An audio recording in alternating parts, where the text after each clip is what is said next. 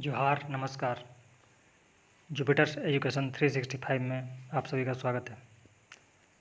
आज हम लोग जेटेट के अंतर्गत विज्ञान सब्जेक्ट के अंदर कुछ टॉपिक्स कवर करने जा रहे हैं। इससे पहले हम लोग भोजन के स्रोत को देखा था।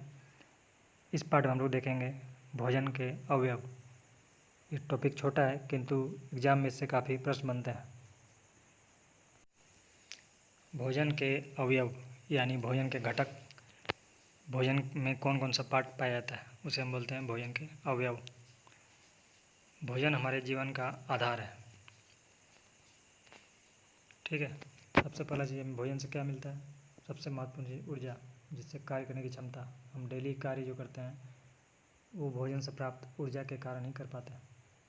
ये हमारे शरीर की वृद्धि और विकास में मदद करता है, रोगों से लड़ने की क्षमता प्रदान करता है।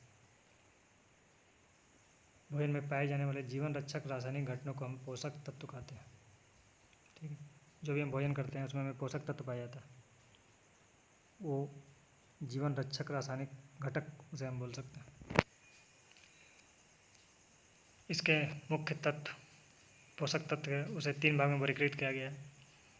पहला, ऊर्जा उत्पादक, ऐसा भोजन जिसे खाने के बाद वो हमें सीधे ऊर्जा प्रदान करे। इसके अंतर्गत कार्बोहाइड्रेट और वसा आता है। दूसरा आता है शरीर निर्माणकारी, जैसे प्रोटीन। ये नई कोशिकाओं का निर्माण करता है, उसका वृद्धि करता है और क्षतिग्रस्त ऊतकों की मरम्मत भी करता है। अगला आता है रक्षात्मक व नियंत्रक, जो हमें विभिन्न रोगों से बचाता है और उपापचयी क्रियाओं को सुचारू रूप से चलाता है। ये कहाँ पाया जाता है? तो विटामिन और खनिज और जल, इन सब से प्राप्त होता है। तो 3 तरह के पोषक तत्वों को वर्गीकरण किया गया है। इसमें कार्बोहाइड्रेट, जिसे कहा गया था ऊर्जा का स्रोत। ऊर्जा का सबसे मुख्य स्रोत है कार्बोहाइड्रेट, जो हमें दैनिक कार्य करने में ऊर्जा प्रदान करता है। लगभग भोजन का 60 से 65% भाग ऊर्जा का हमें इसी से मिलता है। अन्य चीज़ों से भी ऊर्जा मिलती है, लेकिन सबसे ज़्यादा कार्बोहाइड्रेट से। इसका प्रकार है, किस प्रकार का है? मोनोसेक्राइड यानी ग्लूकोज, सुक्रोज या पॉलीसेक्राइड, स्टार्च या सेलुलोज, अलग अलग टाइप के कार्बोहाइड्रेट्स हैं। इनका स्रोत क्या है? तो चावल, गेहूँ, आलू, मक्का, केला, शहद, चीनी, इनसे हमें कार्बोहाइड्रेट प्राप्त होता है।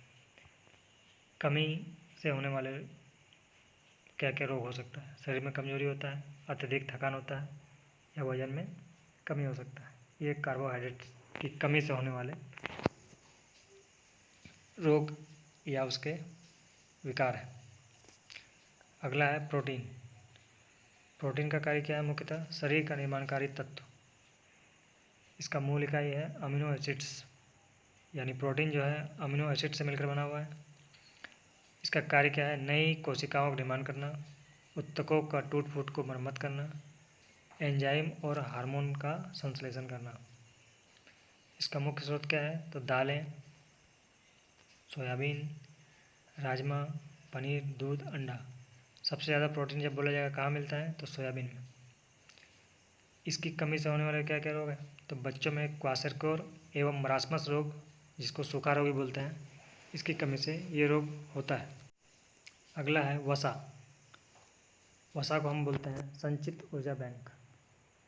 इसका मतलब है कि ये ऊर्जा हमारे शरीर में संचित रहती है और जब ज़रूरत पड़ता है तो इसका इस्तेमाल शरीर उसे कर लेता है, इसीलिए हमें इसे बोलते हैं संचित ऊर्जा बैंक। ये कार्बोहाइड्रेट की तुलना में लगभग दुगना ऊर्जा प्रदान करता है। 1 ग्राम वसा से 9.3 किलो कैलोरी ऊर्जा प्रदान करता है। यह शारीरिक आंतरिक अंगों को बाहरी झटकों से बचाता है और शरीर को गर्म रखता है।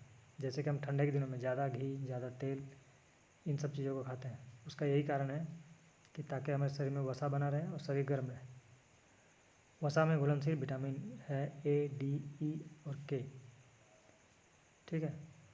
बाकी विटामिन जो बच गए हैं वो जल में घुलनशील है। इसका स्रोत क्या है? तो घी, मक्खन, दूध, पनीर, मांस, अंडा। और अगर वनस्पति से शाकाहारी के लिए तो सरसों का तेल, मूंगफली, बादाम, नारियल, काजू। इसकी कमी से क्या होता है? तो त्वचा का शुष्क पड़ जाना, शारीरिक विकास का धीमा हो जाना, ये सब इनकी कमी से होने वाले। अगला महत्वपूर्ण घटक है विटामिन। और उनके कार्य। विटामिन ए जो कि वसा में घुलनशील है, ये आँखों और त्वचा की सुरक्षा करता है और इसकी कमी से रतौंधी होता है। अगला है विटामिन बी और उसका समूह। ये जल में घुलनशील है, ये पाचन तथा तंत्रिका तंत्र का संचालन करता है, इसकी कमी से बेरी रोग हो जाता है।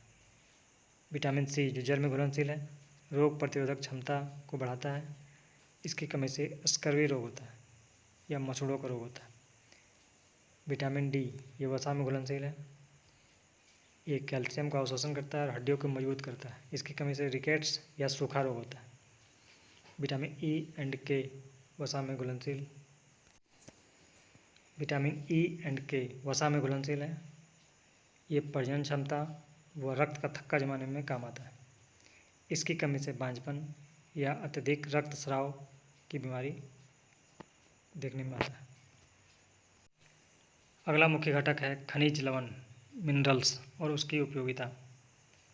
मिनरल्स के अंतर्गत पहला है कैल्शियम, फास्फोरस, लोह तत्व और आयोडीन। कैल्शियम हड्डी और दांतों को कठोर और मजबूत बनाता है।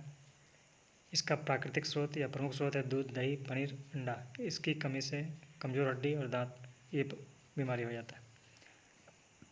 फास्फोरस की मुख्य स्रोत है, कैल्शियम के साथ मिलकर अस्थि का निर्माण करता है। ये मुख्य कार्य इसका है।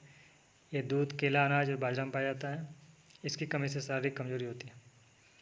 लोह तत्व रक्त में हीमोग्लोबिन का निर्माण करता है। ये पालक, सेब, केला, गुड़ में पाया जाता है और इसकी कमी से एनीमिया, जिसे अरक्तता भी बोलते हैं, ये बीमारी होती है। अगला है आयोडीन, थायराइड ग्रंथि का संचालन करता है। यह आयोडीन युक्त नमक में या समुद्री भोजन में पाया जाता है, इसकी कमी से घेंघा नमक रोग होता है, जिसमें गला सूज जाता है।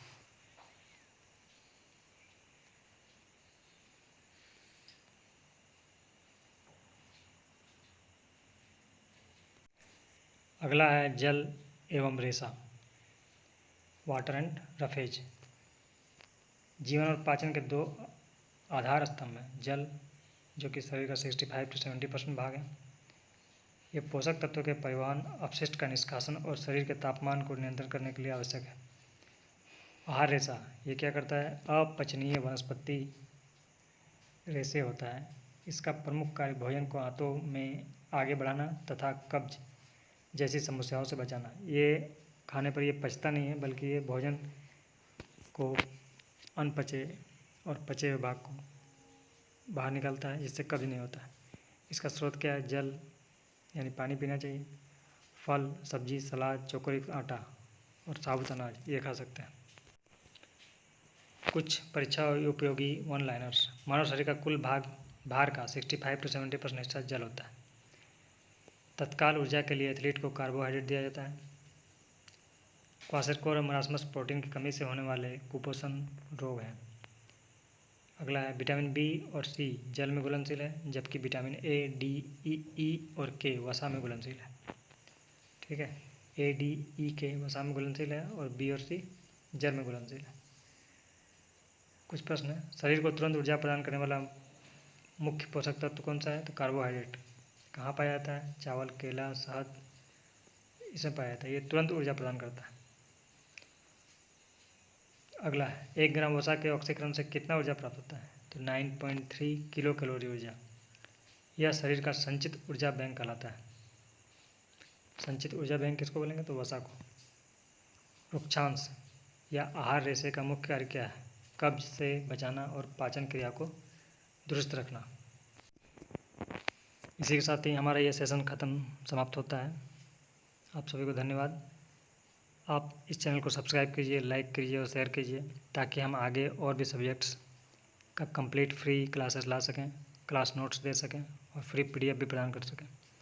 हम JTET का कंप्लीट फ्री कोर्स ला रहे हैं और इसके अलावा अन्य परीक्षाओं के लिए भी ला रहे हैं, इसलिए कृपया सपोर्ट करें। धन्यवाद।